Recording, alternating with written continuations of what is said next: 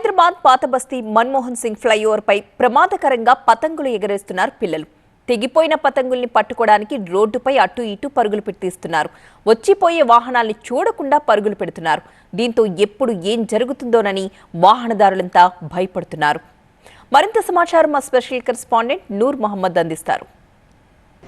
రాష్ట్ర వ్యాప్తంగా అనేక ప్రాంతాల్లో పోలీసు అధికారులు కావచ్చు, ప్రభుత్వ యంత్రాంగం కూడా పూర్తిగా చైనా మాంజా పైన ఫోకస్ చేసింది.